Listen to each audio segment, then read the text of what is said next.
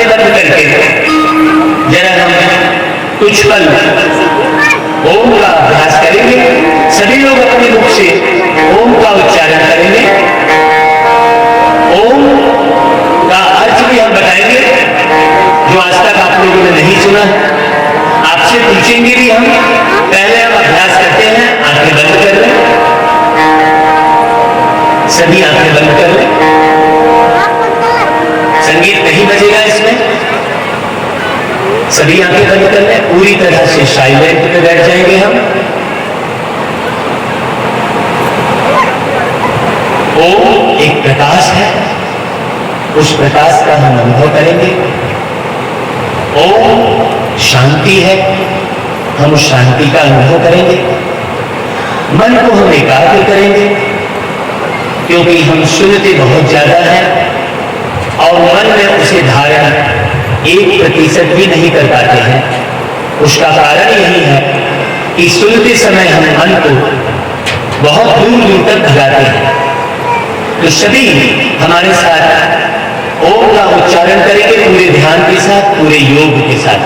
पूरी तरह से ध्यान शांति के सागर परमात्मा का हम करेंगे, क्योंकि हम मंदिर में जाते हैं भगवान से शांति मांगने के लिए। हम भगवान से शांति मांगते हैं और एक पल भी यदि हम शांत नहीं बैठते हैं तो वो शांति देगा कैसे? आपका पात्र हलचल में रहेगा तो उसमें कोई भी सामग्री डालेंगे तो वो उसमें ठहरेगी कैसे? आप अपने पात्र को हिलाते रहेंगे, डुलाते रहेंगे और कहेंगे मेरे पात्र में कुछ भिक्षा डाल दो, और पात्र को हिलाते डुलाते रहेंगे तो वो भिक्षा आपके पात्र में जाएगी कैसे? तो मन की शांति प्राप्त करने के लिए हमको मन को एकाग्र करना होगा। तो ओम का अभ्यास हम भागवत शुरू करने के पहले करेंगे। उस परवरदिगार परमात्मा का यही आदेश है। सभी लोग हमारे साथ गहरी सांस लेकर और ओम का उच्चारण करेंगे। गहरी सांस लेंगे अंदर और सांसों में ओम का अभ्यास करेंगे।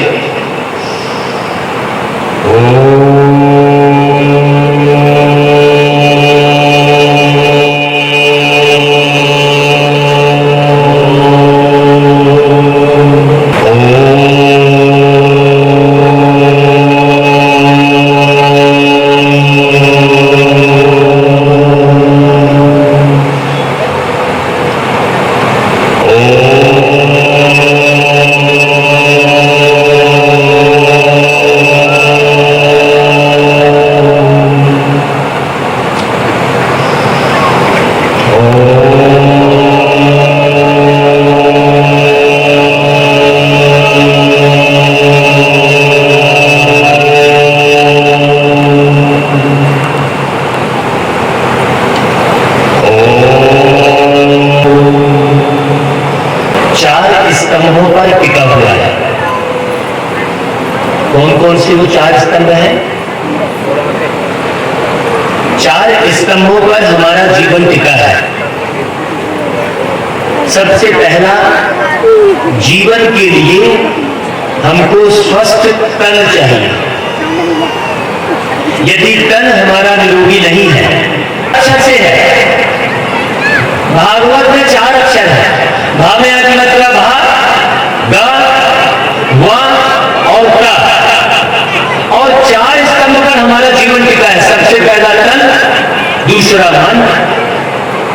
मन हमारा स्वस्थ होना चाहिए, मन खुशनुमा होना चाहिए, और तीसरा है धन। धन भी हमारे पास जो आए, वो यदि व्यभिचार से हमारे पास धन आ रहा है, हराम की कमाई का हमारे पास धन आ रहा है, फोकट में हमारे पास धन आ रहा है, तो वो धन आपको कभी सुख नहीं देगा। ये बात बहुत अच्छे से समझिएगा। यदि बेईमानी करके आप धन कमा रहे हैं, किसी को छीन कर आप धन कमा रहे हैं, और धन और जन। अब देखिए, आप क्या करते हैं? आप धन कमाने के लिए क्या करते हैं? आजम भाई, धन कमाने के लिए आप क्या कर रहे हैं? मजदूरी। आप वीडियो शूटिंग कर रहे हैं। धन कमाने के लिए हमारे राम प्रवेश भाई संगीत बजा रहे हैं, धन कमाने के लिए कई प्रकार के कार्य व्यवहार करते हैं। अब आप जरा समझिए कि धन किधर से आता है आपके पास। राम प्रवेश भाई, धन किधर से आता है आपके पास? ऊपर से आता है कि मंदिर से निकलता है कि मस्जिद से निकलता है? धन कहां से प्राप्त होता है आपको? कहां से प्राप्त होता है धन?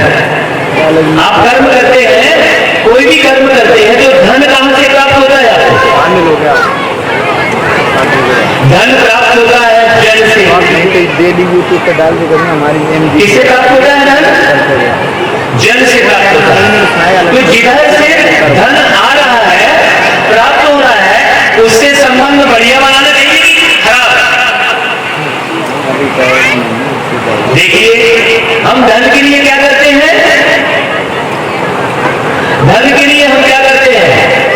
जन से संबंध खराब करते हैं। और हम धन कमाने के बाद क्या कर लेते हैं? प्राय मनुष्य धन कमाने के बाद किसी से मिलना जुलना बंद कर देता है, एकांत हो जाता है, वीआईपी बन जाता है, करोड़पति बन गया, अरबपति बन गया, वो किसी से बात नहीं करेगा।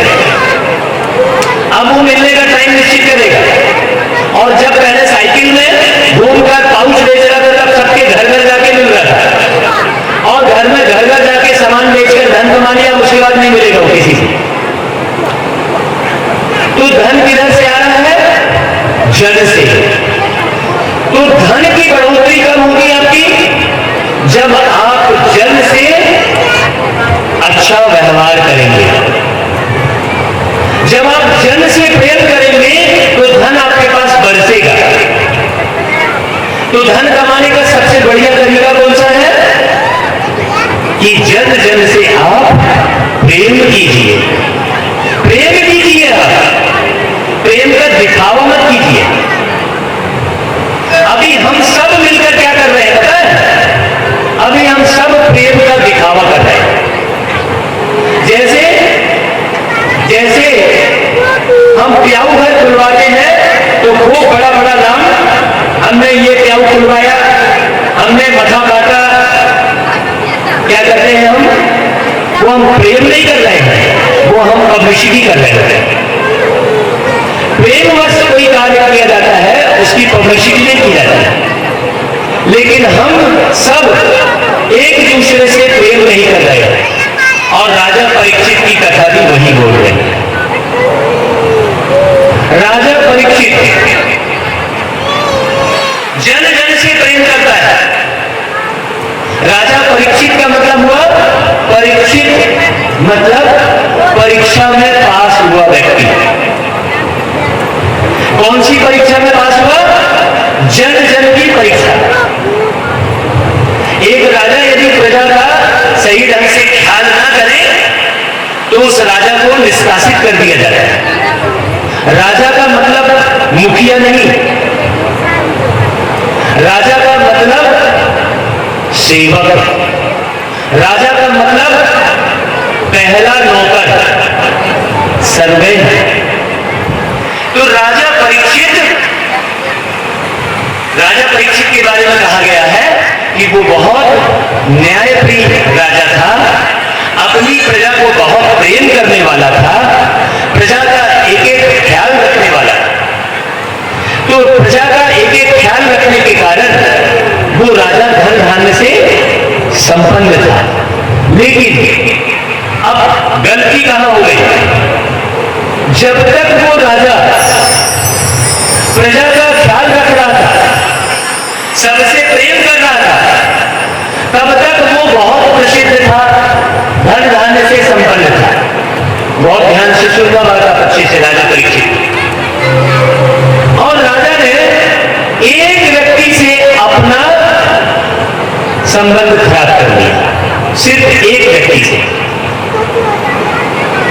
बहुत बारीकी से समझना। आप घर में, परिवार में, अड़ोस में, पड़ोस में चुन चुन कर आप संबंध बना। टुकड़े हजार हुए इस दिल के टुकड़े हजार हुए, कोई यहाँ गिरा कोई वहां गिरा, कोई यहाँ गिरा, कोई वहां गिरा। हमने अपने दिल के कितने टुकड़े कर लिए?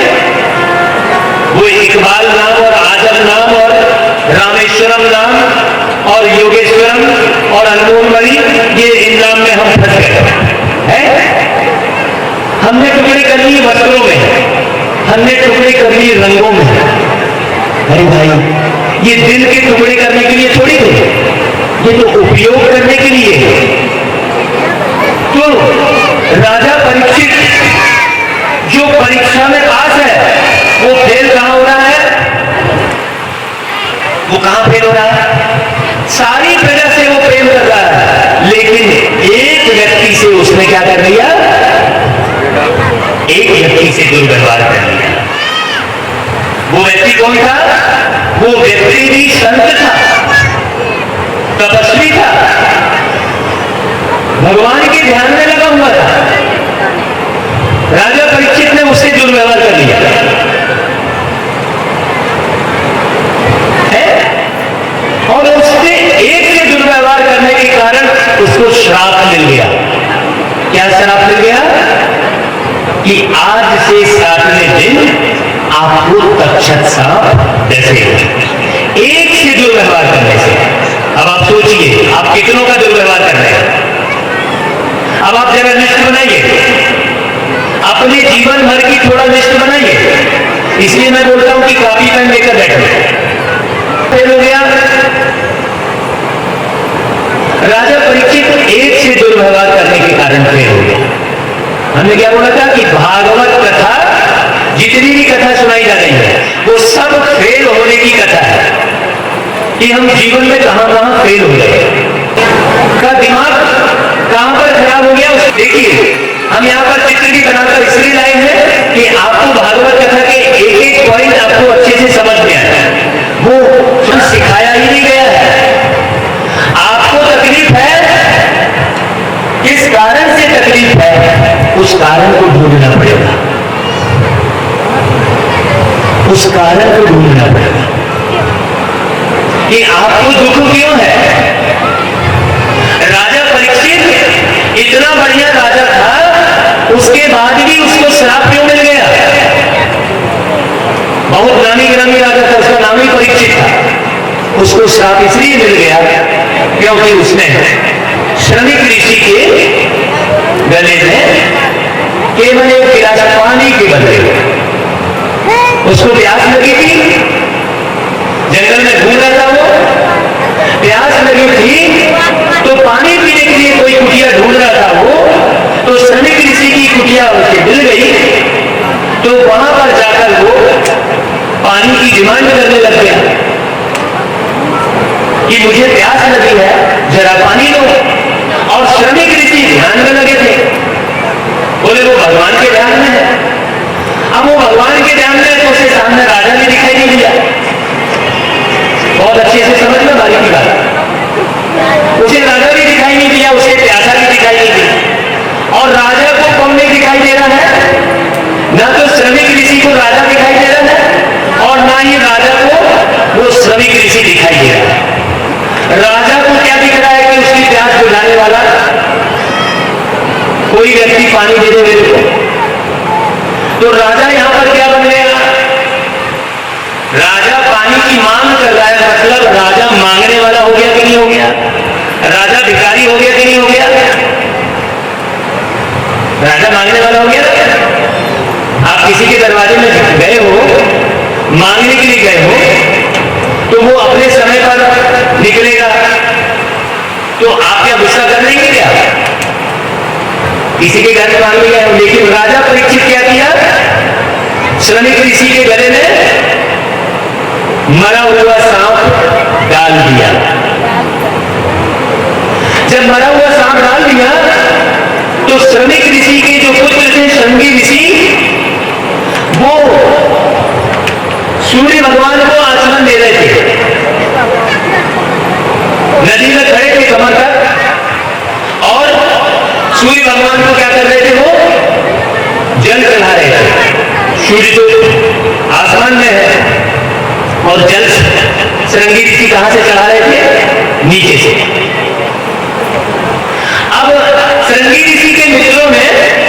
ये वाकया देखा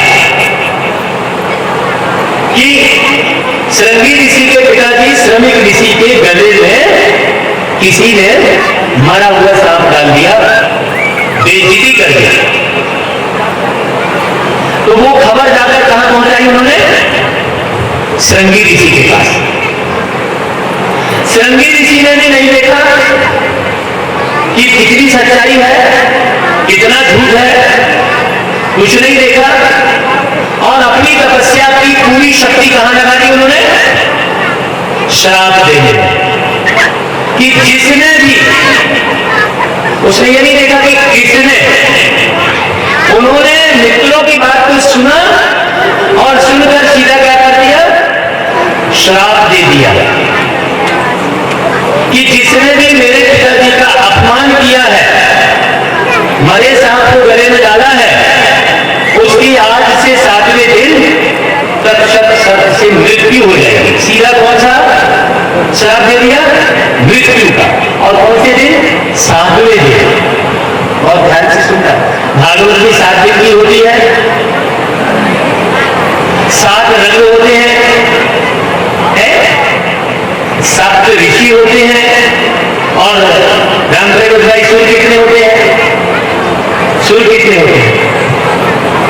वो भी 7 ही होते हैं। 7 में सब कुछ बंधा हुआ है। 7वें दिन मृत्यु हो जाएगी, तो 7वें दिन तो सबकी मृत्यु हो जाएगी। कौन बचेगा? 7वें दिन कौन बचता है भाई? 7 दिनों के अंदर ही सबकी मृत्यु होती है ना, 8वां दिन हो जाएगा। तो श्राप तो सबको लगा हुआ है और तक्षक श्राप सबको डस रहा है। क्यों डस रहा है? क्योंकि जैसे कि श्रृंगी ऋषि ने बिना देखे समझे सीधा श्रापित कर दिया, हम भी वैसा ही करते हैं। अखबार में हम सुनते हैं, व्हाट्सएप में हम देखते हैं, फेसबुक में कि फलानी जगह ऐसा हुआ है, और हम क्या करने लगते हैं? उस जाति विशेष से, उस धर्म विशेष से क्या करने लगते हैं? हम नफरत करने लगते हैं। सुनकर उस संत ऋषि के बारे में उल्टा सीधा बोलने लगते हैं सुनकर। आपने देखा नहीं है, जिस किसी भी संत को, ऋषि को जेल में डाला गया है, किसी को भी, आप उसका थूथू करने लगते हैं, एक दूसरे की जगह निंदाजानी करना शुरू कर देते हैं। आपने केवल सुना है, देखा नहीं है। उनके जिंदगी के साथ आप रहे हैं क्या? नहीं रहे हैं। ऐसा ही दुष्कर्म आप कर रहे हैं हर जगह। जो दुष्कर्म किसने किया? श्रृंगी ऋषि ने, बिना देखे समझे और श्राप दे दिया। और श्रमिक ऋषि ने क्या गलती की? श्रमिक ऋषि ने क्या गलती की? श्रमिक ऋषि ने गलती ये की कि वो ऐसे कौन से भगवान के ध्यान में भाई। इसलिए मैं ध्यान की परिभाषा के बारे में पहले बातचीत किया कि ध्यान क्या है। ध्यान को समझना है बहुत अच्छे से। अगर पति अपने पत्नी का बराबर ध्यान नहीं रखेगा तो वो घर परिवार क्या होगा? पत्नी अगर अपने पति का ध्यान नहीं रखेगी तो अब पत्नी और किसका ध्यान करने जा रही है? बाप अपने बेटे का ध्यान नहीं रखेगा तो बेटा बिगड़ेगा। आप ध्यान कर रहे हैं किसी बिंदु में, आप ध्यान कर रहे हैं ज्योति में, जबकि आपको ध्यान किधर करना है? क्यों भाई आजम भाई, ध्यान किधर करना है? आपको ध्यान किधर देना है? हमने अपने परिवार में अपने पत्नी की तरफ पूरा ध्यान दिया, तो आज देखो हमारी पत्नी पूरा गणेश जी बनकर बैठकर जो भी हम यहाँ से कथा कह रहे हैं उसका पूरा लेखन कार्य कर रहे हैं। हमने अपने बच्चों पर ध्यान दिया तो हमारे बच्चे बिल्कुल व्यसन मुक्त हैं, चाय भी नहीं पीते हैं, झूठ नहीं बोलेंगे कभी। एक गिलास पानी के लिए उसने श्रमिक ऋषि का अपमान कर दिया। क्या गले में सर्प डालने से उसको पानी की प्यास बुझ गई क्या? मरा सांप डालने से पानी की प्यास बुझ गई क्या उसको? नहीं बुझी। क्यों डाला उसने मरा सांप? क्यों डाला? क्योंकि वो ये भूल गया था कि मैं तो यहां पर भिखारी हूं, वो किस भान में था कि मैं तो राजा हूं और मैं राजा और ये मेरे ही राज्य में रहने वाला साधारण सा ऋषि ये मेरी तरफ ध्यान नहीं दे रहा है। तो क्या आया उसको राजा को क्या आया? अभिमान आया। इसका मतलब राजा की मृत्यु का कारण कौन बना? उसका अपना अभिमान। इसलिए मेरी मीठी माताओं और भाइयों, आप यदि लंबी आयु जीना चाहते हैं, मृत्यु का श्राप नहीं लेना चाहते, तो अभिमान को छोड़ दीजिए। यहां पर मैंने राजा की मृत्यु का कारण कौन बना? उसका अपना अभिमान। अभिमान क्यों आया? क्योंकि उसने अपने आप को क्या समझा? राजा। अब और ध्यान से सुनिए अच्छी बात। कथा में यह बताया जाता है कि राजा परीक्षित की मुलाकात किससे हो गई? राजा परीक्षित की मुलाकात किससे हुई? आपको बहुत सारे भागवत कथा याद है। गोलाराम भाई, राम प्रवेश भाई, माइक आपके पास है, बाकी लोग तो माइक लेना नहीं चाहते। राजा परीक्षित की मुलाकात कलयुग से हुई, यही हुआ ना? तो कलयुग कोई जीता जागता इंसान है क्या? लेकिन कथा में पिक्चर में यह दिखाया गया है कि कलयुग को एक व्यक्ति के रूप में दिखाया। तो कलयुग बोला राजा परीक्षित से कि हे राजन, मुझे तुम्हारे राज्य में कोई जगह दे दो। तो कलयुग कोई व्यक्ति है क्या जो जगह ढूंढ रहा है? सोचिए, हमने भागवत तो कई बार सुन ली, लेकिन इस तरफ ध्यान ही नहीं दिया। कलयुग क्या है और सतयुग क्या है और द्वापर युग क्या है और त्रेता युग क्या है? आपको ये सतयुग, त्रेता युग, द्वापर युग, कलयुग और ये स्वास्तिक चिन्ह ये सब बनाकर दिखाया क्यों गया है? ताकि आपको एक सीख मिले। लेकिन हम क्या कर लिए हैं? हमने स्वास्तिक चिन्ह को बनाना बस शुभ समझ लिया। स्वास्तिक चिन्ह बना दिया, शुभ हो गया। हुआ क्या शुभ? आज का शांति आई क्या आपके अंदर में? कितने स्वास्तिक चिन्ह बनाए होंगे आपने? और हम पूछेंगे नहीं आपसे हमने क्या क्या सुनाया। पूरा अच्छे से निश्चय कर सके। मैंने डिसाइड कर लिया है कि अगला शरीर में कौन सा लेने वाला हूं, ये मैंने डिसाइड किया हुआ है। अच्छे से हमें मालूम है कि इस शरीर को मैं कब छोड़ूंगा और इस शरीर को छोड़ने के बाद फिर नया शरीर कहां लूंगा, किसके घर में मैं जन्म लूंगा, ये मैंने पूरा निश्चित किया हुआ है। इसके पहले भी जिस शरीर में मैं रहकर कार्य कर रहा था, है ना, 1940 से लेकर 1954 तक मैं एक दूसरे शरीर में था और उस शरीर में रहकर मैंने यही ज्ञान प्राप्त किया था और वो चला रहा है।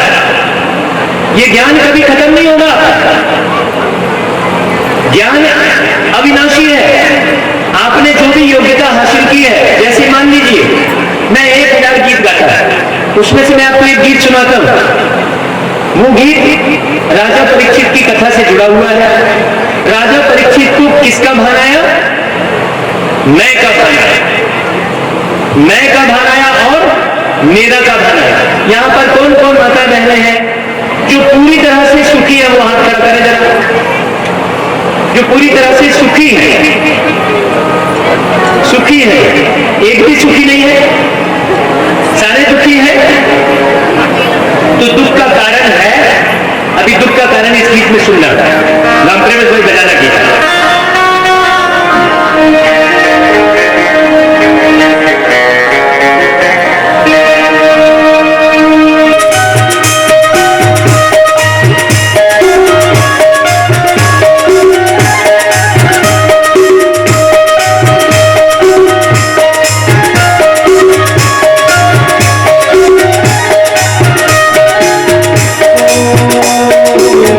तेरी बातें मेरी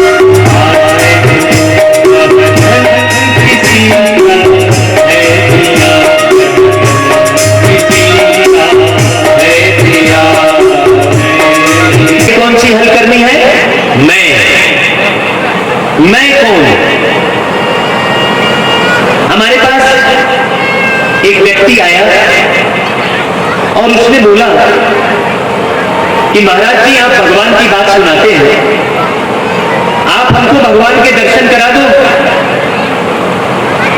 आप हमको भगवान से मिला दो। कल एक भाई ने बोला था, वो आए कि नहीं आए? नहीं आए। कल प्रश्न किया था, हमने कहा था रोज भागवत सुनना तो आपको उत्तर मिलेगा, आज आए ही नहीं। सोचो, माने जिज्ञासा कहां से है? बाहर ही बाहर। जिज्ञासा कहां से होनी चाहिए? जिज्ञासा कहां से होनी चाहिए? अंदर से होना चाहिए। आप बाहरी बाहर बैठे हो, टाइम पास कर रहे हो, तो आप नुकसान कर रहे हो। इससे अच्छा आप घर जाकर धन कमाओ, ज्यादा अच्छा है। यहां पर समय खराब करने से कोई फायदा नहीं। ये अंदर की बात है कि हे राजन, आप वेद व्यास जी से आप 7 दिन बैठकर कथा सुन लीजिए, तो आप ये तक्षक सांप के भय से आप मुक्त हो जाएंगे। तक्षक सांप तो डसेगा आपको, लेकिन आप उस भय से मुक्त हो जाएंगे। बहुत ध्यान से सुनना, अच्छे से। तो अब ये बात, ये कनेक्शन जुड़ा हुआ है। देखिए कि राजा परीक्षित ने कौन सी कथा सुनी, वो मैं बीच बीच में आपको बता दे रहा हूं, लेकिन आप ध्यान से सुनेंगे तो आपको मालूम पड़ेगा। वेद व्यास जी ने, वेद का मतलब क्या होता है राम प्रवेश भाई? वेद का मतलब क्या होता है? बोला राम भाई, बताइए। वेद का मतलब होता है ज्ञान। वेद मतलब ज्ञान होगा ना भाई? तो वेद व्यास जी क्या सुनाएंगे आपको? कथा सुनाएंगे कि ज्ञान सुनाएंगे? हम कह रहे हैं वेद व्यास। तो वेद व्यास मैंने व्यास जी क्या सुनाएंगे आपको? ज्ञान सुनाएंगे। लेकिन हम हमेशा व्यास जी से क्या सुनते आ रहे हैं? कथा सुनते आ रहे हैं। तो कथा और प्रथा ने बढ़ाई व्यथा, कथा और प्रथा ने बढ़ाई व्यथा, और कहानी ने की हानि।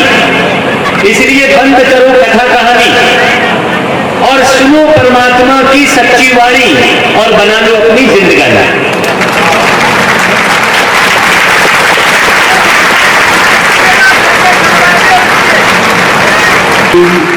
पंछी वे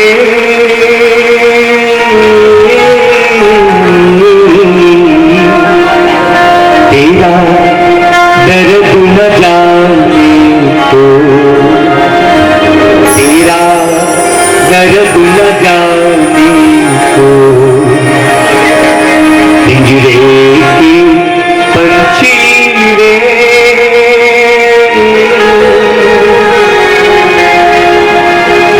बाहर से खामोश रहे,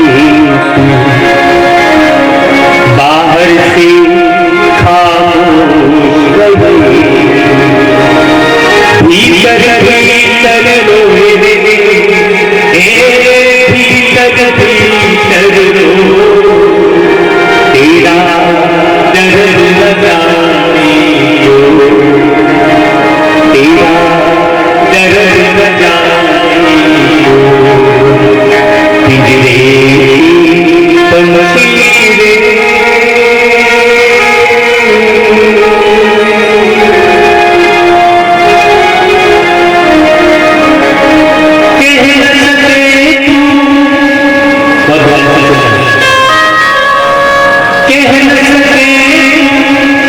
अपनी कहानी तेरी पंछी क्या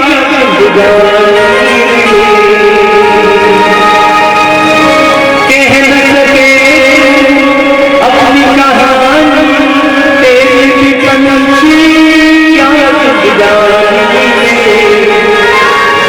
विधि ने कथा आंसू में कलम डुबो, तेरा दर्द न जाने को, तेरा दर्द न जाने को, पिंजरे पंछी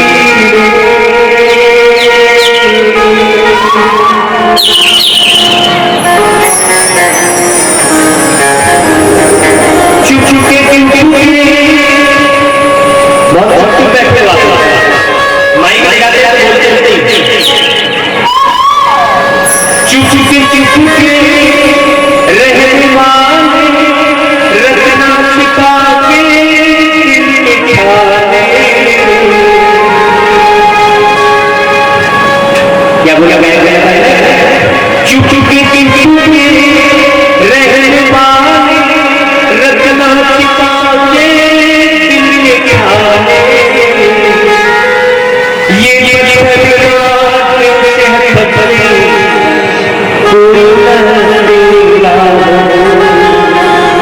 गर्भ न जाने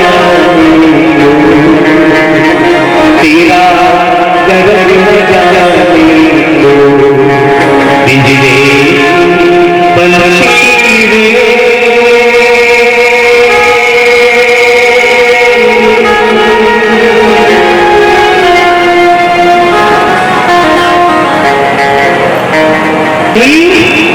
भावना जी की प्रभु मूलत देखे तिनती की।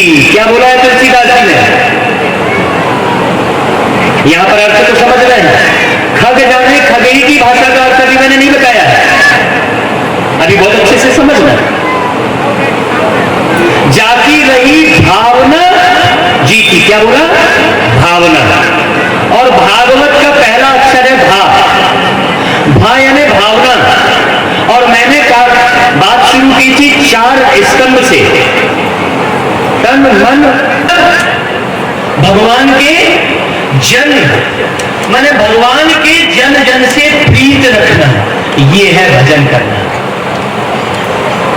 तीरथ, तीरथ का मतलब होता है इस रथ के तीर में बैठना।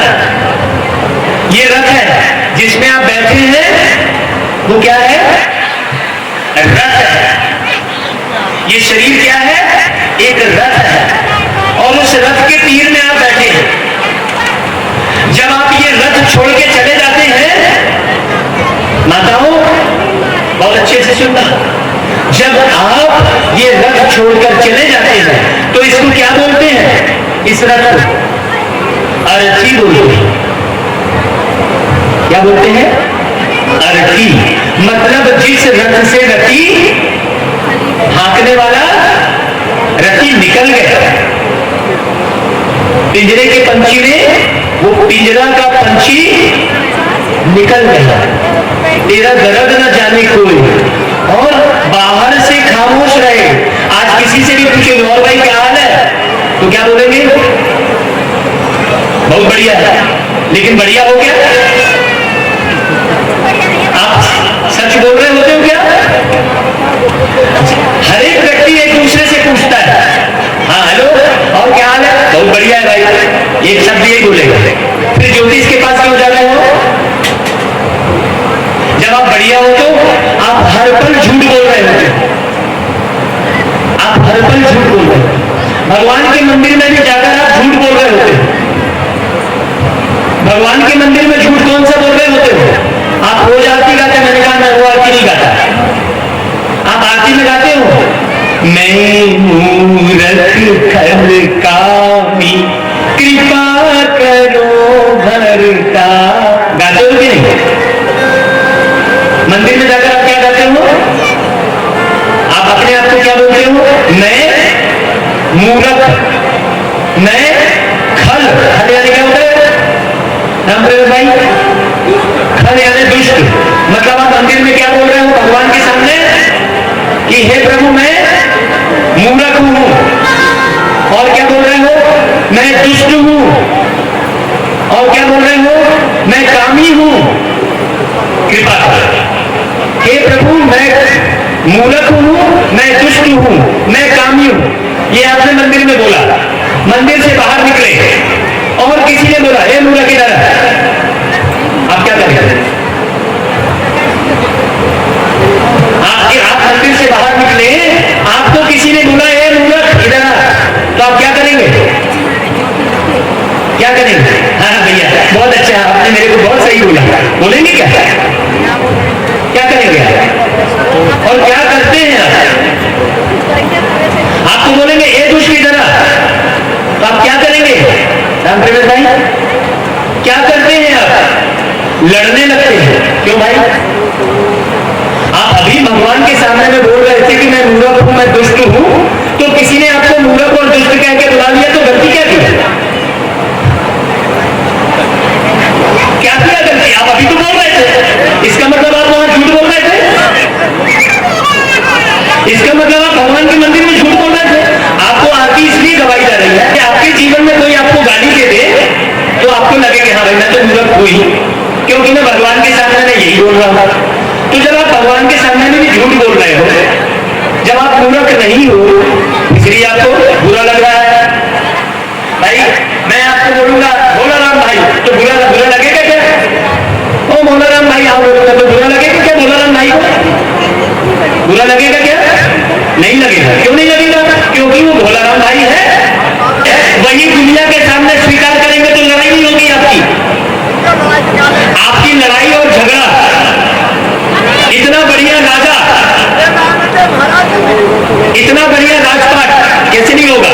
10 लाख लोग तैयार हो चुके हैं। इस कथा से 10 लाख लोग तैयार हो चुके हैं, जो अपना अभिमान छोड़ चुके हैं, जो अपना क्रोध छोड़ चुके हैं, जो अपना मूर्खता छोड़ चुके हैं। भगवान के सामने आप जाकर बोल रहे हो, तो भगवान क्या बोल रहा है वो भी तो सुनना पड़ेगा। आपने भगवान के सामने विनती की, वही तो मैं बता रहा हूं आपको कि आपने भगवान के सामने विनती की, तो भगवान की सुनी क्या आपने? कि भगवान क्या बोल रहा है बताइए। आप कह रहे हैं भगवान की कथा सुनाइए, मुझे आप बताइए कि आपने भगवान की सुनी क्या? यदि मैं आपसे बोलूंगा, मैं लॉजिक बात बता रहा हूं आपको, यदि मैं आपसे बोलूंगा कि मैं दुष्ट हूं, मैं गावी हूं, मैं वो हूं, तो मुझे आपकी बात भी सुननी पड़ेगी कि नहीं सुननी पड़ेगी? बीता हुआ कल, और कल माने आने वाला कल। कल का मतलब क्या हुआ? कल का मतलब क्या हुआ बताइए भाई साहब, कल का मतलब क्या हुआ? बीता हुआ कल और आने वाला कल। हम क्यों नहीं सही व्यवहार कर पा रहे हैं? क्योंकि हम बीते हुए कल में ही हुआ हुआ चिल्ला रहे हैं। जंगल के शेर की तरह हम हुआ हुआ कर रहे हैं। हमने वो आदत छोड़ी नहीं है। हम कलयुग में जी रहे हैं। राजा परीक्षित कलयुग में जीने के कारण मरा सांप डाला। ऋषि के गले में मरा हुआ सांप राजा परीक्षित डाला। आप लोग विचार कीजिए कि आप लोग भी एक दूसरे के गले में मरा हुआ सांप डाल रहे हैं कि नहीं डाल रहे हैं? मरा हुआ सांप मतलब कल की बातें। कलयुग और मरा हुआ सांप, इसका गहरा संबंध है कथा से। आपने अभी तक क्या हुआ कि ये हुआ वो हुआ, राजा परीक्षित आए, बोलो परीक्षित राजा की जय, यही करवा दिया आपको कथा वाचक ने। तो आपको वही कथा सुनने की आदत पड़ी हुई है। आपको वही आदत पड़ी हुई है। हम आपको इस बात बता रहे हैं कि कौन सा कलयुग राजा परीक्षित के मुकुट में जाकर बैठ गया? कौन सा कलयुग? कलयुग कोई साकार में कोई मनुष्य है क्या? लेकिन आपने कथा में साकार मनुष्य देखा है, यही तो भूल कर बैठे हो। आपने कथा में यह सुन लिया है कि ऋषि ने फल दिया गाय को, तो गाय से मनुष्य निकल आया, और आपने मान लिया। गाय से कभी मनुष्य हो सकता है क्या? हम बस कथा सुनते चले जा रहे हैं, मुंडी हिला हिला कर जय सीताराम बोले, पैसा चलाए और चले गए। हम वो बात कर रहे हैं। तो राजा परीक्षित को जो कलयुग मिला, वो सी कलयुग में आप लोग जी गए। आप लोग भी सब राजा परीक्षित हो। मैं किसी अलग राजा परीक्षित की कथा नहीं सुना रहा हूं। दूसरे कथावाचक आपको अलग राजा परीक्षित कोई हुआ होगा और ऐसा हुआ होगा, वैसा हुआ होगा, हुआ हुआ नहीं कर रहा हूं मैं। हुआ हुआ जंगल का शिकार करता है। और हमारी मनुष्यों की आदत बीते हुए कल पर चर्चा करने की है।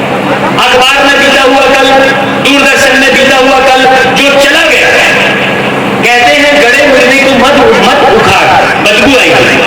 और हम क्या करते हैं? गड़े मुर्दे को ही उखाड़ते रहते हैं। राजा परीक्षित की कथा इसीलिए साथ में ली जा रही है कि आप उसके अर्थ को समझें। कोई भी चौपाई, रामायण की चौपाई या कोई भी आरती आपको इसीलिए बताई जा रही है कि आप उसके अर्थ को समझें। आप ओम जय जगदीश हरे आरती गाते हो, एक आरती भी नहीं जान रहे हो आप ओम जय जगदीश हरे का। आप इतनी सारी आरती गाते हो, जब तक आप अर्थ नहीं जानेंगे आपका जीवन व्यर्थ ही जाएगा। आप रोते ही रहेंगे, चिल्लाते ही रहेंगे, आपका कष्ट कभी दूर नहीं होगा। चाहे आप हजारों भागवत कथा सुन लीजिए, जब तक आप अर्थ को नहीं जानेंगे। अर्थ को जानना बहुत अच्छे से समझना है।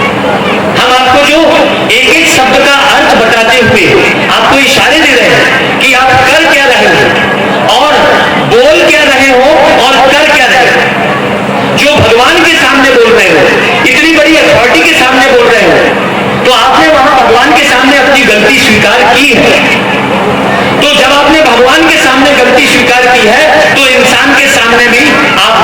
रही है। क्यों? क्योंकि आपको जीवन इंसानों के साथ में बिताना है। अगर आपको कुछ भी, मुझे यदि कुछ भी हो गया तो विदेश में रहने वाला बच्चा मुझे यहां से उठाकर हॉस्पिटल नहीं ले जाएगा। यदि मुझे यहां कुछ हो गया तो कौन मुझे हॉस्पिटल ले जाएगा बताइए? आप में से ले जाएंगे ना। तो मुझे प्रीत किससे होनी चाहिए? मुझे प्रीत किससे होनी चाहिए? आपसे होनी चाहिए। प्रत्येक व्यक्ति को प्रीत, मनुष्य को मनुष्य से प्रीत होनी चाहिए। भगवान की प्रीत यही सिखाती है। परमात्मा से प्रीत करो, पर प्रीत करो। आप तो, मैं वही तो बोल रहा हूं कि आप तो वस्त्र को देखकर प्रीत कर रहे हो। आप तो हरा रंग और लाल रंग में फंसे पड़े हो। आप तो धर्म के उसमें फंसे पड़े हो। राजा परीक्षित को यही कथा सुनाई गई। वेद व्यास ने जो राजा परीक्षित को बात बताई है वो बात मैं आपको बता रहा हूं। वेद व्यास जी ने जो राजा परीक्षित को जो बात बताई थी कि हे राजा, तू कलयुग में जीना बंद कर दे,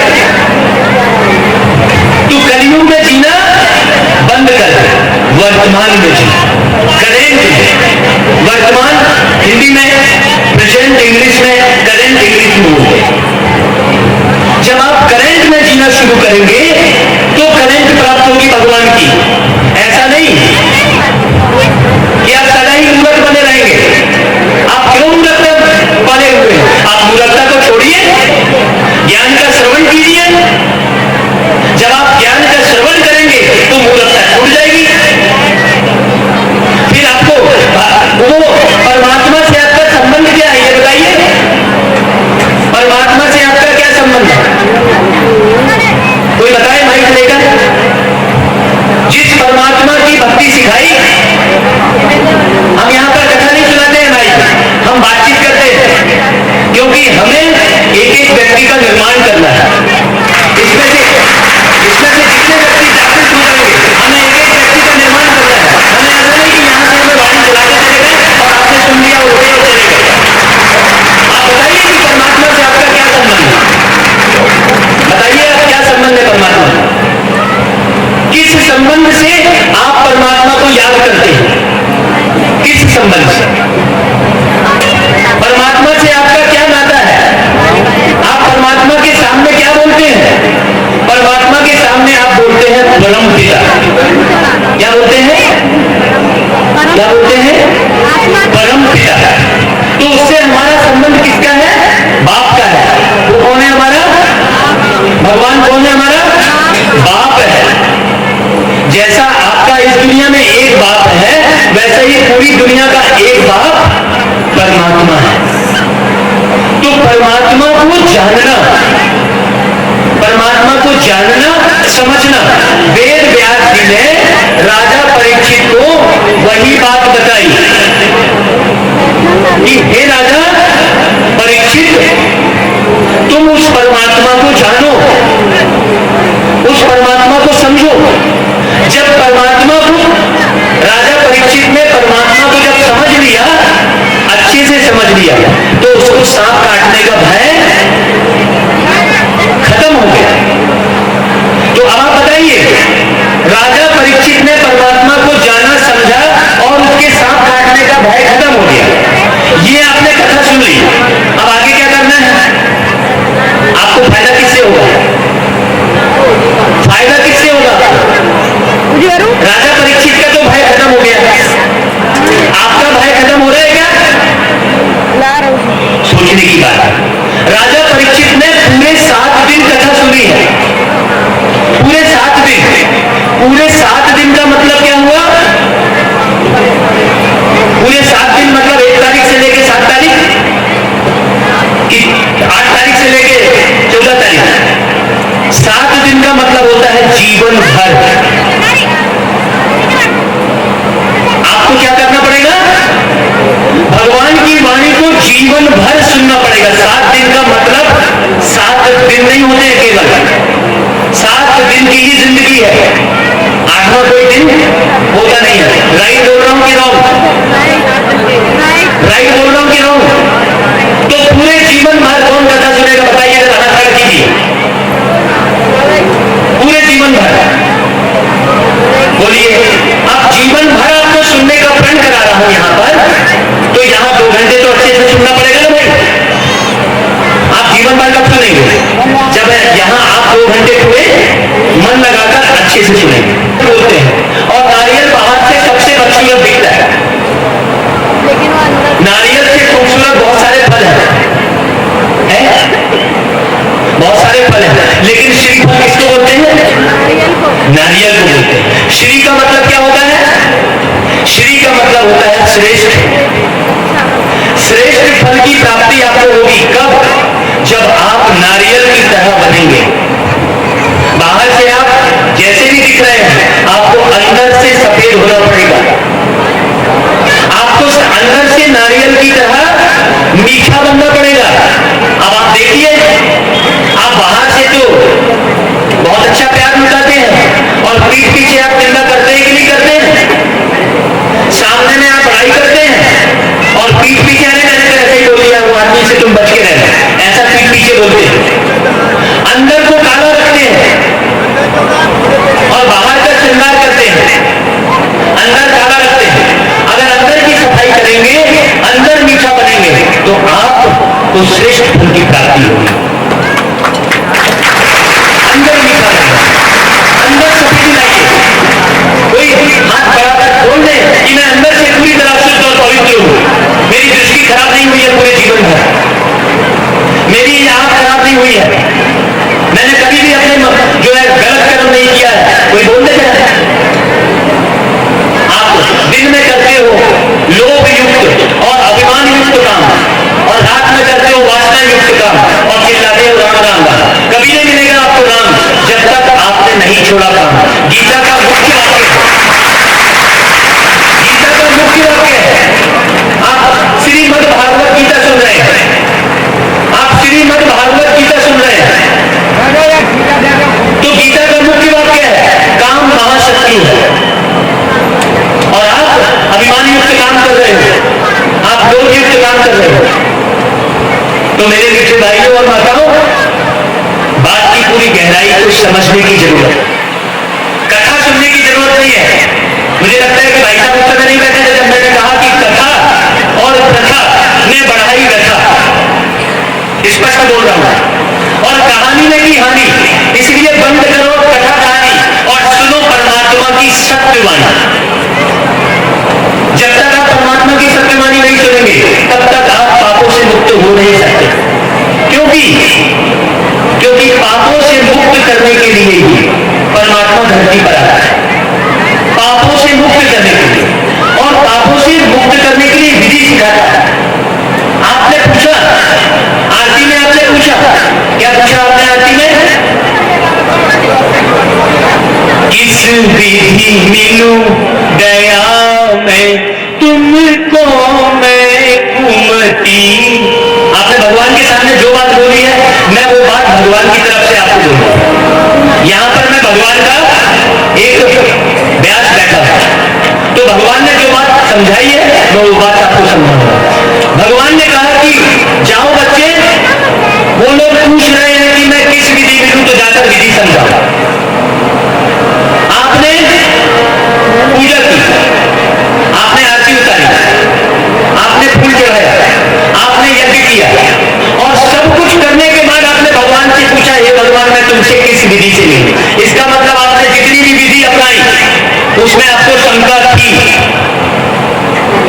उस विधि में आपको विश्वास नहीं था, तभी आपने पूजा आरती यज्ञ हवन के बाद आपने आरती में यही गाया कि हे प्रभु तुम बता दो कि मैंने क्या गलत कर्म किया।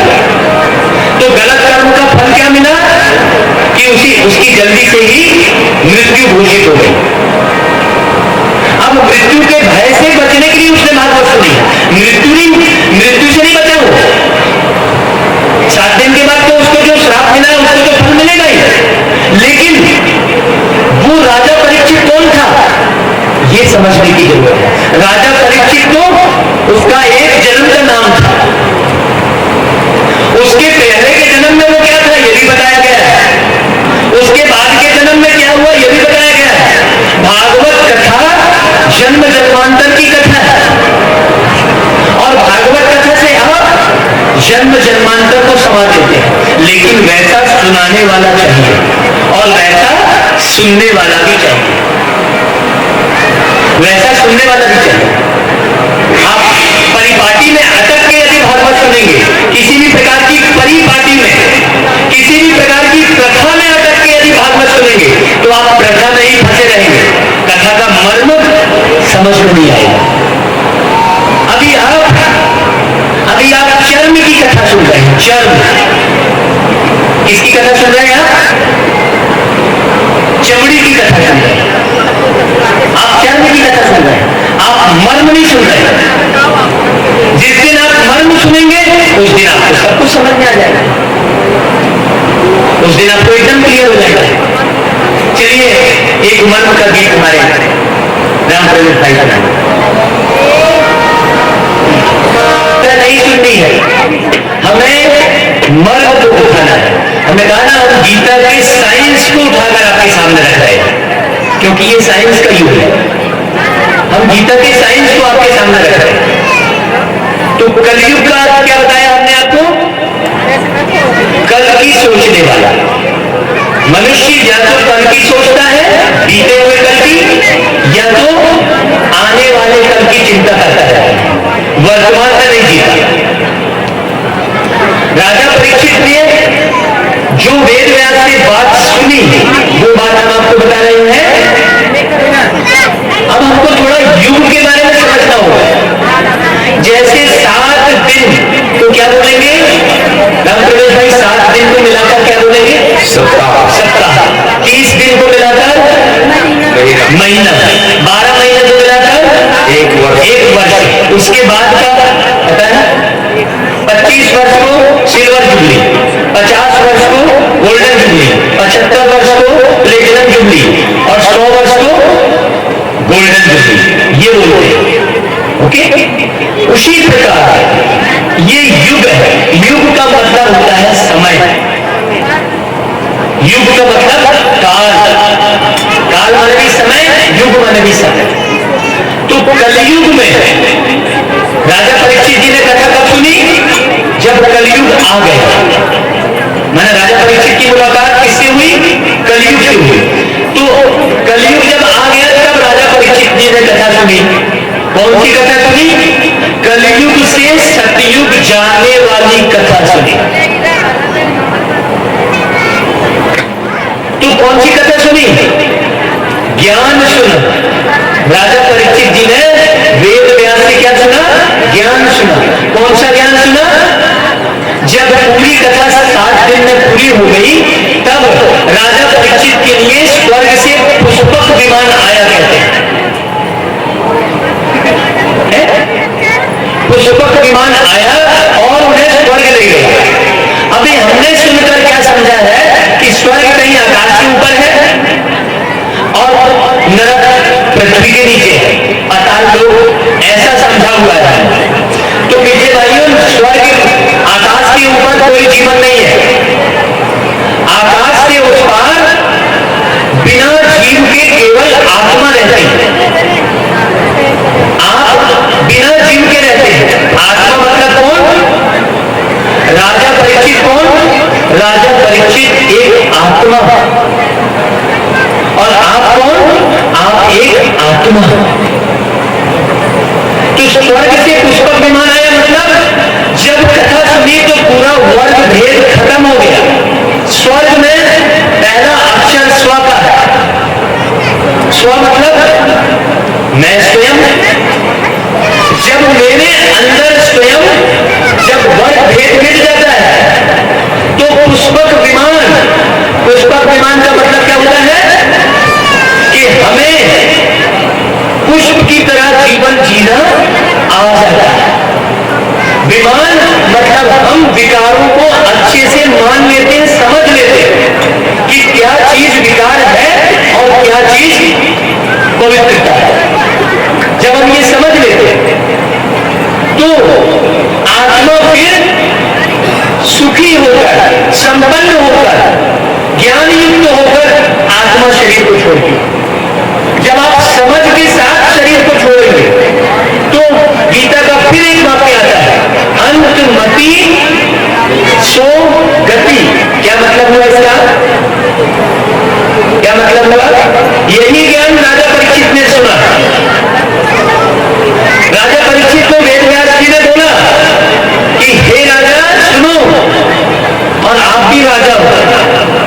यहाँ आप ही राजा हो, तो हे राजाओ आप सुनो। मैंने पहले ही बोला था कि मैं यहाँ पर चौकी पे बैठा कौन हूँ? चौकीदार। और आप जमीन पर बैठे जमींदार, मतलब राजा। आप राजा हो, किसके राजा हो? अपने कर्मेंद्रियों के राजा हो। लेकिन आप गुलाम हो गए। आज 6 फीट का इंसान 3 इंच की सिगरेट का गुलाम हो गया कि नहीं हो गया? तंबाकू का गुलाम हो गया कि नहीं हो गया? आप मन के आधार पर काम करते हो, आप अपने आधार से मन को नहीं चला पाते, तो आप किसके गुलाम हो गए? आप मन के गुलाम हो गए, आप अपनी बुद्धि के गुलाम हो गए, आप अपनी आदतों के गुलाम हो गए, आप अपने संस्कारों के गुलाम हो गए। तो वेद व्यास ने राजा परीक्षित को यही बोला कि हे राजन, तुम जो अपने संस्कारों के गुलाम हो गए हो, राजापन एक संस्कार है। शरीर छोड़ा उसके बाद कौन सा मंत्री और कौन सा विधायक और कौन सा पार्षद? शरीर छोड़ने के बाद ना कोई राजा और ना कोई प्रजा और ना कोई नौकर, ना कोई चाकर। तो वेद व्यास जी ने राजा परीक्षित को यही बात बताई कि हे राजन, तुम एक राजा हो, लेकिन किसके? अपने कर्मेंद्रियों के राजा बनो। जो आपकी कर्मेंद्रियां आपके वश में कार्य करें। ऐसा नहीं मन ने जो चाहा सो कर दिया, मन ने चाहा सिगरेट पी तो पी लिया, मन ने चाहा शराब पी तो पी ली। अभी हम सब किसके आधार पर कार्य करते हैं? मन के आधार पर।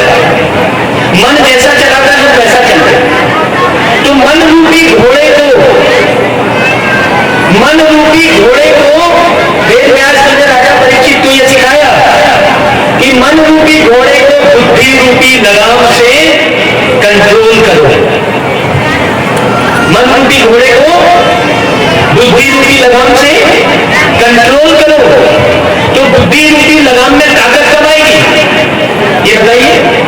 एक रथ में घोड़े को जब लगाम कसी जाती है तो लगाम में क्या रखते हैं? सिगरेट लगाते हैं ना, रस्सी लगाते हैं। और रस्सी में बहुत सारी रस्सियां आपस में मिलकर इकट्ठी रहती है। एक पतली रस्सी कस करता ही क्या? तो लगाम यानी बुद्धि। तो बुद्धि की लगाम कब पावरफुल होगी? जब आप सत्य ज्ञान का श्रवण करें। सत्य ज्ञान क्या है? सत्य ज्ञान क्या है? मैंने इसके पहले बताया। आपका परिचय क्या है? सत्य ज्ञान ये है कि जो भी आप नाम लेकर परिचय करा रहे हो वो टेम्परेरी है, वो सदा का नहीं है। जो सदा का साथी नहीं होता है उसे झूठा कहा जाता है। झूठा कहा जाता है कि नहीं? एक प्रेमिका किसी प्रेमी से प्रेम करे और वो प्रेमी साथ छोड़ दे तो प्रेमिका क्या बोलेगी? झूठा है बोलेगी। तो जिस नाम रूप से आप जी रहे हो वो सदा का है क्या? वो सदा का है नहीं है, वो टेम्परेरी है। आप शरीर छोड़ेंगे, दूसरे शरीर में जाएंगे, नया नाम मिल जाएगा। तो आपका ओरिजिनल परिचय जो राजा परीक्षित को परिचय मिला वेद व्यास से, वो परिचय बता रहा हूं आपको। राजा परीक्षित को ऐसी कौन सी बात सुनने मिल गई जो उसके सांप काटने का भय खत्म हो गया? जब पूरी कथा राजा परीक्षित जी ने वेद व्यास से सुनी तब उसको तो मालूम पड़ा कि तत्क्षण सांप घसेगा तो मेरा शरीर खत्म होगा, मैं तो जीवित रहूंगा। जब ये ज्ञान प्राप्त हुआ तब उसका भय खत्म हुआ। और जब भय खत्म हो जाता है अंदर से तब ही भगवान मिलता है। बिना भय खत्म हुए भगवान नहीं मिलेगा। देश दुनिया दौलत की भूख जब तक खत्म नहीं होगी, बिना भूख खत्म हुए भगवान नहीं मिलेगा, परमात्मा नहीं मिलेगा। परमात्मा से मिलने के लिए आपको सत्य ज्ञान का श्रवण करके अपने अंदर के भय को समाप्त करना पड़ेगा, अपने अंदर की भूख को खत्म करना पड़ेगा। जो दुनिया भर की भूख बिठाकर बैठे तो भय भूख और भ्रष्टाचार, ये तीन चीजें, भय, भूख और भ्रष्टाचार, वो ईश्वर की सरकार ये भय, भूख और भ्रष्टाचार तीनों को खत्म करती है। तो राजा परीक्षित ने जो वेद व्यास की बात सुनी, वो यही बात सुनी कि हे राजा परीक्षित, तुम राजा परीक्षित नहीं हो, राजा परीक्षित तुम्हारा टेम्परेरी परिचय है, तुम उस परम पिता परमात्मा की अमर संतान, अजर अमर अविनाशी कौन हो? एक आत्मा। और सतयुग का ज्ञान करवाया। सतयुग मतलब एक ऐसा समय जब लोग अपने सत्य स्वरूप में रहते हैं, सत्संग कहते हैं। अब हम सत्संग किसको समझ लेते हैं?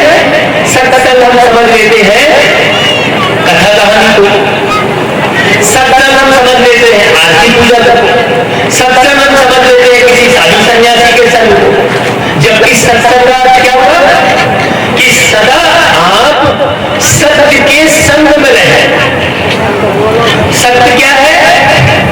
सत्य यह है कि आप सदा ही जीवित रहते हैं, आप सदा ही जीवित रहते हैं, आपकी कभी मृत्यु नहीं होती है, आपका देहांत होता है। मतलब क्या बोल रहा हूं मैं? आपका देहांत होता है, मतलब आपकी देह का अंत होता है, आपका अंत नहीं होता है। कोई भी व्यक्ति, जरा ध्यान से सुनना, कोई भी व्यक्ति संसार छोड़ के जाता है तो फलाने व्यक्ति का जीवनांत हो गया बोलते हैं क्या? बोलते हैं क्या? क्यों भाई? नहीं, फलाने व्यक्ति का जीवनांत हो गया नहीं बोलते हैं, मतलब उसके जीवन का अंत नहीं हुआ है। कोई भी व्यक्ति संसार छोड़ के जाता है तो देहांत हो गया, माने देह का अंत हो गया, उस व्यक्ति का अंत नहीं हुआ। अब व्यक्ति कौन है? व्यक्ति कौन है जरा इसे भी समझिए। राजा परीक्षित जी ने जो वेद व्यास से समझा, वेद व्यास जी ने राजा परीक्षित जी से पूछा कि बताओ राजा, व्यक्ति कौन है? तो राजा तो बता ही नहीं पाया। आप लोग भी नहीं बता पाएंगे कि व्यक्ति कौन है। किसे बोलना है व्यक्ति? किसी शरीर से आत्मा निकल गई उसके बाद से व्यक्ति बोलते हैं कि शव बोलते हैं? जिस शरीर से आत्मा निकल गई उस शरीर को क्या बोलते हैं? शव, अर्थी, इंग्लिश में बोलेंगे डेड बॉडी, बॉडी बोलेंगे।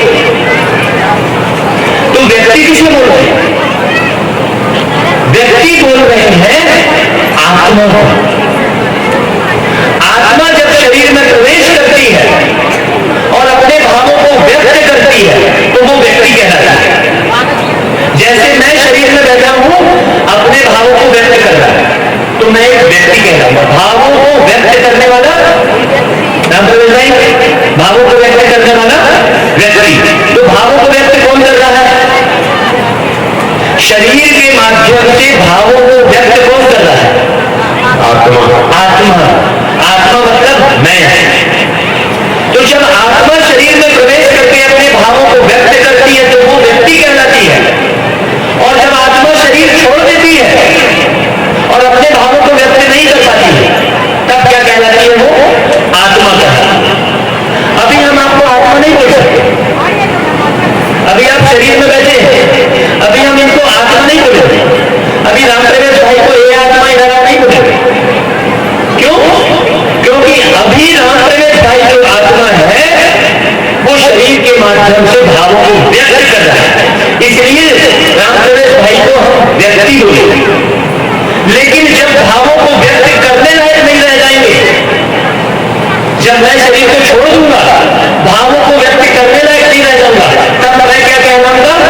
आत्मा। अभी क्लियर हुआ आप लोगों को सारा? तो पुष्पक विमान राजा परीक्षित को लेने आया, तो राजा परीक्षित शरीर के साथ पुष्पक विमान में गए क्या? नहीं, तक्षक सांप ने तो शरीर को डस के खत्म कर दिया। राजा परीक्षित कौन? वो आत्मा। वो आत्मा पुष्पक विमान में किधर गई? स्वर्ग गई। स्वर्ग किसे बोलते हैं सतयुग को। जब सत्य का समय होता है तब वो स्वर्ग कहलाता है, और कलयुग को क्या बोलेंगे? नरक बोलेंगे। अभी आप कहां बैठे हैं?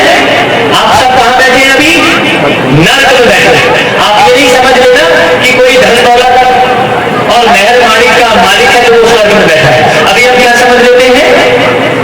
जो पद पोस्ट में है, धन दौलत खूब कमाया है, उसको स्वर्ग में समझ लेते हैं, और जो गरीब नाले के किनारे झोपड़ी में रहता है उसको नरक में रहना समझ लेते हैं।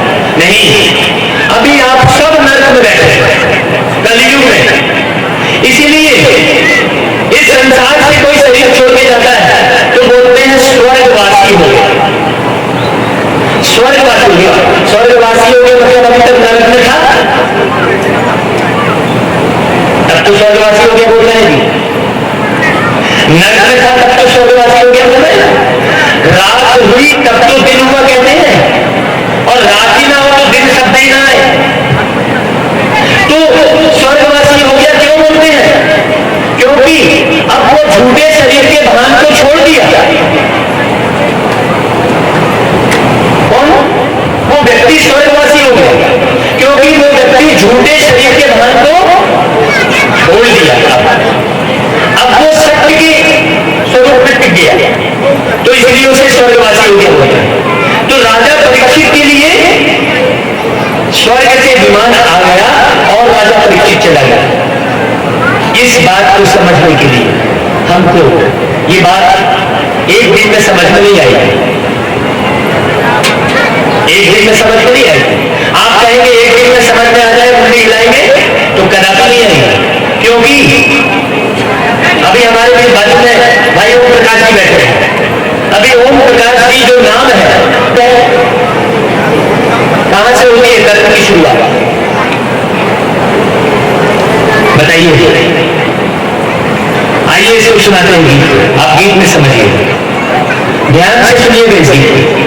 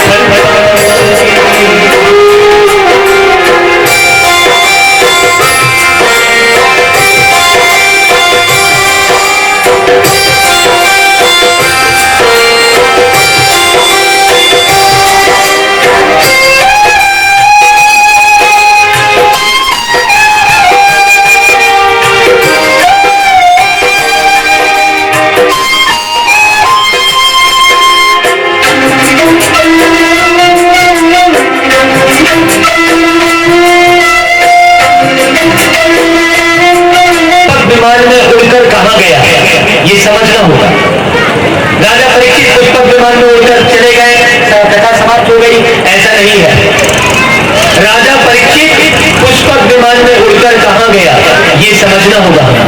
तब तो कथा सुनने का मतलब है, तब तो हम भी अपने जीवन को बहुत बढ़िया बना सकते हैं। तो सतयुग में जाने वाला व्यक्ति ही, जो सतयुग स्वर्ग में जाएगा, वही व्यक्ति इस ज्ञान को सुनेगा। वही व्यक्ति इस ज्ञान को सुनकर सहन कर पाएगा, और जो सतयुग में जाने लायक नहीं होगा वो इस ज्ञान को सहन नहीं कर पाएगा। गीता में उसका वर्णन है। अर्जुन, एक ही अर्जुन को ज्ञान नहीं सुनाया है। कृष्ण जी ने रथ पर बैठकर एक ही अर्जुन को ज्ञान नहीं सुनाया है, बहुत सारे अर्जुन हैं। आपने एक अर्जुन की कथा सुनी, एक अर्जुन वो है जो बोल रहा है कि मुझे सहन नहीं हो रहा है, सहन नहीं हो रहा है, बंद करो ये आपका दिव्य रूप दिखाना बंद करो प्रभु। एक अर्जुन वो बोल रहा है, और दूसरा अर्जुन एक और है, वो क्या बोल रहा है, उसे भगवान क्या बोल रहे हैं कि हे अर्जुन, तुम सिर्फ मछली की आंख पर तीर चलाओ, पूरी मछली को मत देखो, केवल मछली की आंख को देखो। जो पूरी मछली को देखेगा वो मछली की आंख को नहीं भेद पाएगा। इसका मतलब क्या हुआ, मछली मतलब मन, मछली चंचल होती है, मन भी चंचल होता है। तो आप मन की तरफ मत जाइए कि आपका मन लग रहा है कि नहीं लग रहा है। आपका जहां मन लग रहा है वहां आप भाग रहे हो, आपका नाच गाने में मन लग रहा है, नाच गाने में भाग रहे हो। आप अपने मन के भरोसे मत चलिए, माने मन रूपी मछली को मत देखिए, आप ज्ञान रूपी आंख में तीर चलाइए। बहुत अच्छे से समझना, गीता के एक एक वाक्य का बहुत गहरा अर्थ है। आप अर्थ सहित जब आप भागवत सुनेंगे तो भगवान से आपका मिलन होगा। तो राजा परीक्षित ने सतयुग की कहानी सुनी। अभी वो कथा राजा परीक्षित जी ने कलयुग में सुनी, कलयुग से मुलाकात हुई, उसके बाद सुनी। और अभी कौन सा युग चल रहा है ग्राम प्रवेश भाई? संगम। कलयुग और सतयुग के बीच का युग चल रहा है, कलयुग का अंत और सतयुग का प्रारंभ। तो वो परमात्मा अभी सत्य पिता परमात्मा, उसे सत्यम शिवम सुंदरम कहते हैं। ईश्वर सत्य है, सत्य ही क्या बोलते हैं, शिव है, और शिव ही सुंदर है। ईश्वर सत्य है, सत्य ही शिव है, और शिव ही सुंदर है। तो वेद व्यास जी ने किस परमात्मा का परिचय दिया राजा परीक्षित? अब यहां पर सुनिए बहुत अच्छे से, बहुत अच्छे से सुनिए। शास्त्र की बात सुना रहा हूं मैं आपको, वेद और ग्रंथ की बात सुना रहा हूं। हमारे बाजू में पंडित जी भी बैठे हुए हैं जिनको मंत्रों का ज्ञान है। कृष्ण देवाय नमः कहते हैं, कृष्ण देवाय नमः, शंकर देवाय नमः कहते हैं, राम देवाय नमः कहते हैं, विष्णु देवाय नमः कहते हैं, लेकिन शिव परमात्माय नमः कहते हैं। मतलब राम कृष्ण एक देवता है और शिव परमात्मा है। तो भगवत गीता किसने सुनाई? भगवान कौन है, परमात्मा कौन है? एक परमात्मा शिव है, और उस शिव ने ही गीता सुनाकर और कृष्ण को जन्म दिया। इसलिए हम भागवत में किसकी कथा सुनते हैं? गीता से ही कृष्ण की उत्पत्ति हुई है। गीता का रचयिता कृष्ण नहीं, क्योंकि गीता से तो कृष्ण की उत्पत्ति हुई है। गीता को माता कहते हैं, गीता को माता कहते हैं, तो फिर पिता कौन है? जरा ये सब समझने की बात है। तो आज की वाणी को हम यहाँ पर ब्रेक दे रहे हैं। हमने कुछ बातें छोड़ी हैं। गीता के माध्यम से परमात्मा शिव ने कृष्ण को जन्म दिया है। आगे हम कृष्ण की कथा भी सुनेंगे। स्पष्ट जो कथा आपने कृष्ण की सुनी है उसका हम स्पष्टीकरण सुनेंगे। हम वो कथा नहीं सुनेंगे और उस कथा का मर्म सुनाएंगे। तो कल का जो प्रवचन होगा वो ध्रुव चरित्र का,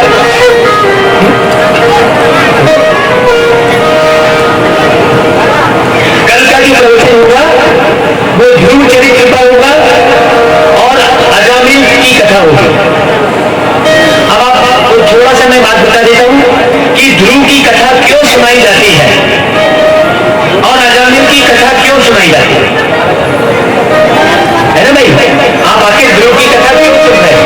क्या हमको केवल कथा सुनना है कि एक राजा उत्तानपाद था और उसकी सुनीति की पत्नी थी, तो कथा सुन लिया तो क्या हो गया, हम भी लड़ाई चले गए?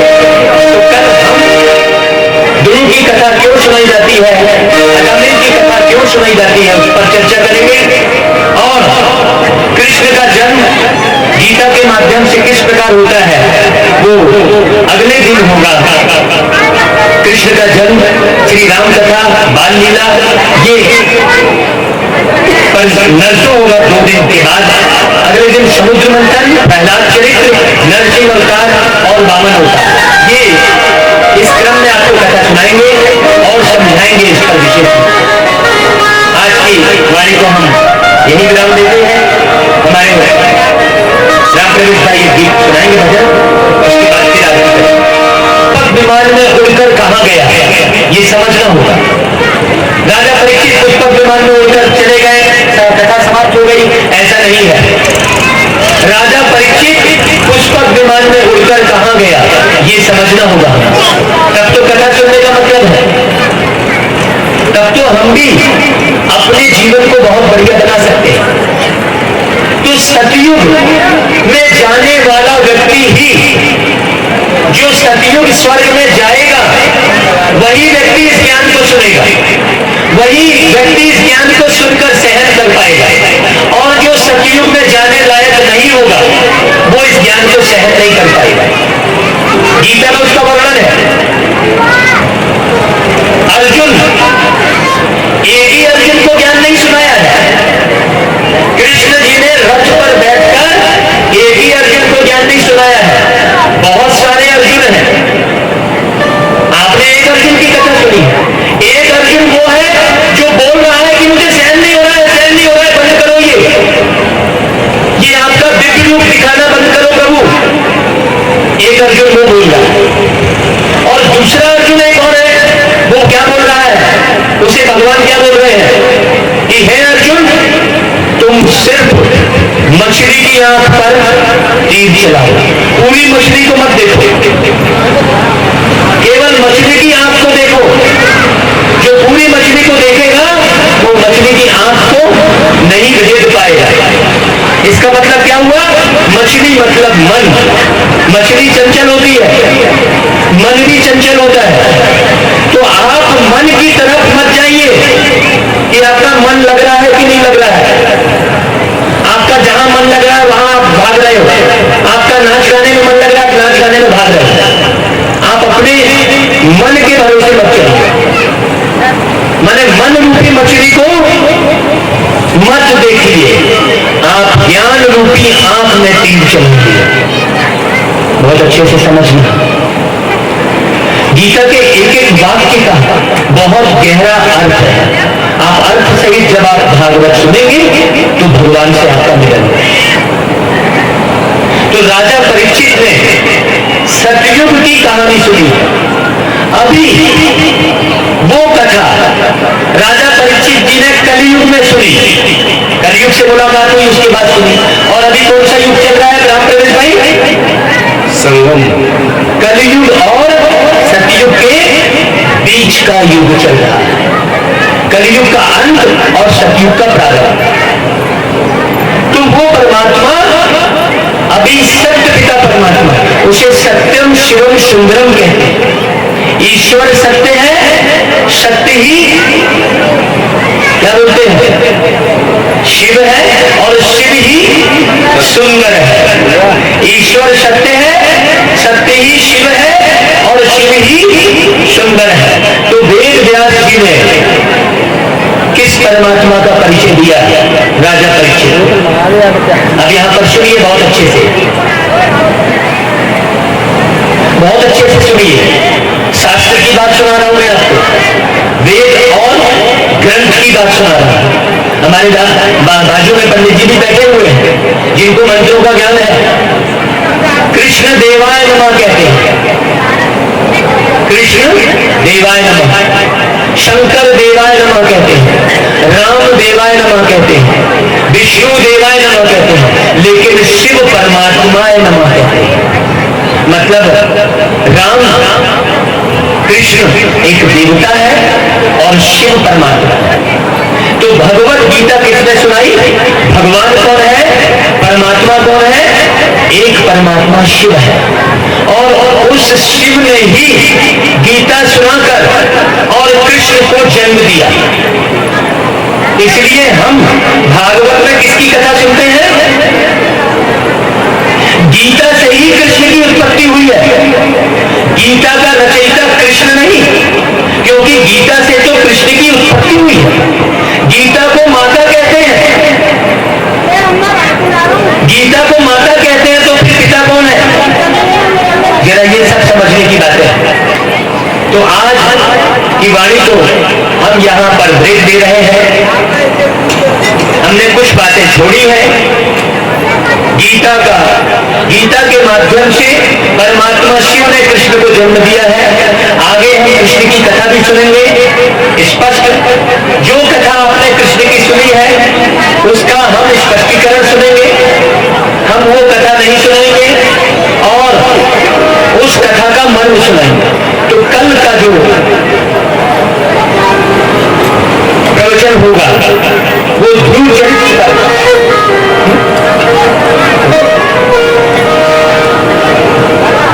प्रवचन होगा, वो ध्रुव चरित्र का होगा और अजामिल की कथा होगी।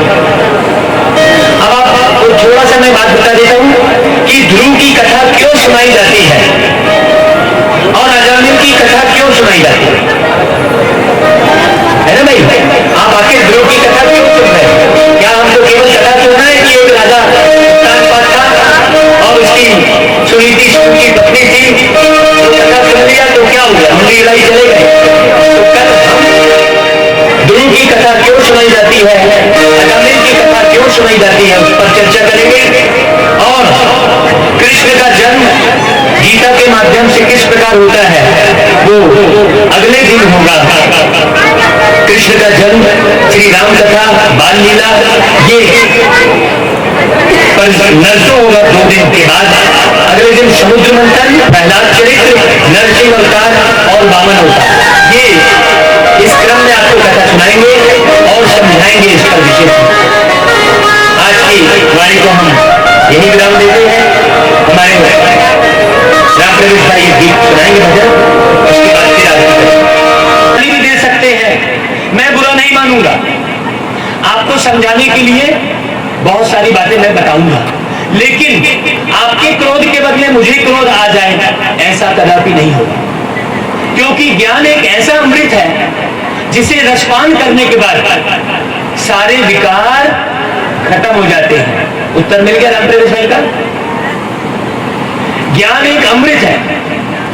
ज्ञान को कई स्वरूपों में कहा गया है। ज्ञान को अमृत भी कहते हैं, ज्ञान को गंगा भी कहते हैं और ज्ञान बाण भी कहते हैं। तो कहीं पर हम आपको बाण मारते हैं, कहीं हम उल्टा सीधा बोलते हैं, अरे क्या तुम मैं मूर्ख खलकामी बोल रहे हो, ये बाण मार रहे हैं हम आपको हम बाण मार रहे हैं। ज्ञान की कई स्वरूप है। कभी हम आपको अमृत पिलाएंगे, कभी ज्ञान की गंगा में डुबकी लगवाएंगे और कभी बाण भी मारेंगे। अर्जुन को बाण मारते दिखाया है, वो बाण लकड़ी का बाण नहीं है। रामचंद्र जी को तरकस में बाण रखे दिखाया है, तो कोई ऐसी लकड़ी की कोई तरकस नहीं है और कोई लकड़ी का बाण नहीं है। ये ज्ञान का बाण है, बुद्धि रूपी तरकस है। बुद्धि रूपी तरकस में ज्ञान का बाण है। इसे बहुत अच्छे से समझिएगा। तो यदि आज आपके पास प्रश्न नहीं है तो कल आप प्रश्न लेकर आइए। विषय विकारों से मुक्त होने का एक ही उपाय है, रोज ज्ञानामृत का रसपान करना। हम दोनों ने, हम आपके सामने में युगल के रूप में बैठे हैं, धर्मपत्नी साथ में है, हम गृहस्थ संत हैं। गृहस्थ को हमने आश्रम बनाया है। आप लोग अपने गृहस्थ को आश्रम नहीं कह सकते, इसलिए आपको अलग से आश्रम ढूंढना पड़ता है। हमको अलग से आश्रम ढूंढना नहीं पड़ रहा है, क्योंकि हमने अपने गृहस्थ को आश्रम बनाया है। आश्रम जहां पवित्रता रहती है, जहां विषय विकार नहीं होते हैं, उसको आश्रम कहते हैं।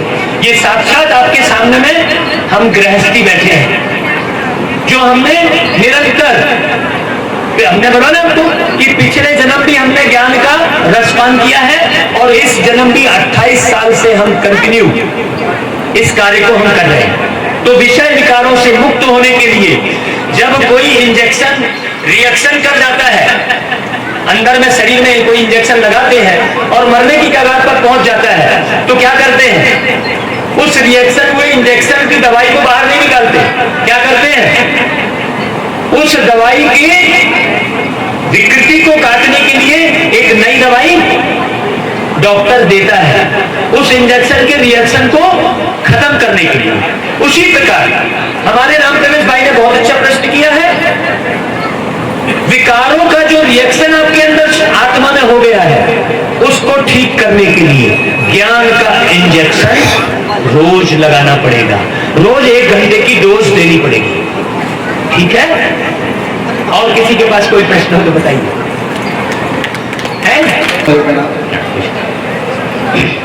महाराज जी, हम तो सभी बहुत छोटे सरोवर हैं, लेकिन महाराज श्री इसमें एक छोटी सी शंका हो रही है कि हमने ज्यादातर कथाओं में श्रवण किया है कि आप जो कह रहे हो कि जो श्रीमद् भागवत कथा, ये जो आप बता रहे हैं, श्रीमद् भागवत कथा श्रवण करवाई किसने थी? वेद व्यास जी ने करवाई थी या फिर सुखदेव जी महाराज ने करवाई थी? वेद व्यास जी ने, सुखदेव जी ने।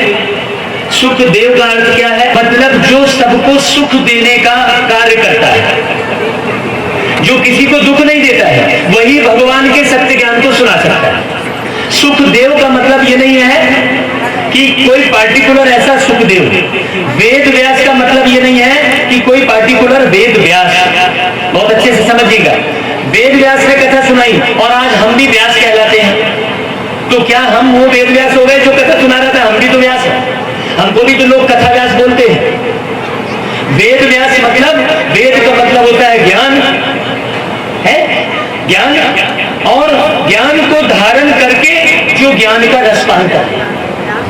और महाराज श्री हमने बताया जी, कृपया करके ये सब उन्होंने काम क्रोध को किस प्रकार से जीता, उन्होंने कहाँ से शिक्षा ग्रहण की है, ये सब हम सब भक्तों को कथा श्रवण करा करके हमें कृतार्थ करें।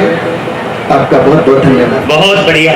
आत्मकथा लिखते हैं, लेकिन उस आत्मकथा में आत्मा की कोई कथा नहीं होती, वो एक जीवन की कथा करते हैं, जो शरीर के साथ जीवन जिया है, इतने समय में जन्म लिया, जन्म के बाद ये हुआ, आप वो सुनते, तो वो आत्मकथा नहीं हुई। वो किसकी कथा हुई? शरीर के साथ जीवन की कथा हुई, आत्मा की कथा तो सुनी ही नहीं। उसी प्रकार जो आप वेद व्यास का जन्म कह रहे हैं और सुखदेव का जन्म कह रहे हैं, सुखदेव मतलब सुख देने की भावना का जन्म आपके अंदर में कब होगा? सुख देने की भावना की उत्पत्ति कब होगी? जब सुख के सागर से पहचान होगी। अभी अभी मैं पूछूंगा कि आप में से कौन कौन भगवान को मानता है, जरा हाथ खड़ा करें। जो भगवान को मानते हैं हाथ खड़ा कीजिए, बिल्कुल थोड़ा खुल के, बहुत अच्छा। भगवान को सब मानते हैं, ओके ओके।